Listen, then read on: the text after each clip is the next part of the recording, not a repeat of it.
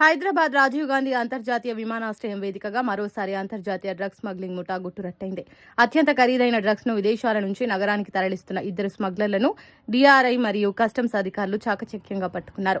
25 కిలోల 45 గ్రాముల hydroponic weed అంతర్జాతీయ మార్కెట్లో దాదాపు 8.9 కోట్లు థాయిలాండ్లోని బ్యాంకాక్ నుంచి హైదరాబాద్ కు తరలించారు. ఇద్దరు నిందితులను అరెస్ట్ చేశారు మరియు ఎన్డీపీఎస్ చట్టం కింద కేసు నమోదు చేశారు. ఇక పూర్తి వివరాల్లోకి వెళ్తే బ్యాంకాక్ నుంచి హైదరాబాద్ చేరుకున్న ఇద్దరు ప్రయాణికుల కదలికలపై అనుమానం రావడంతో కస్టమ్స్ అధికారులు వారిని అడ్డుకున్నారు. వారి బ్యాగేజ్ ని క్షుణ్ణంగా తనిఖీ చేయగా లోపల రహస్యంగా దాచిన పార్సిళ్లు బయటపడ్డాయి. ఇవి సాధారణ గంజాయి కాదు, మట్టి లేకుండా కేవలం నీరు, పోషకాలతో ప్రత్యేక పద్ధతుల్లో సాగు చేసే అత్యంత శక్తివంతమైన హైడ్రోఫోనిక్ వీడ్ అని అధికారులు ధృవీకరించారు. పట్టుబడ్డ ఈ మత్తు పదార్థం విలువ సుమారు 9 కోట్ల రూపాయల వరకు ఉంటుందని అంచనా వేశారు.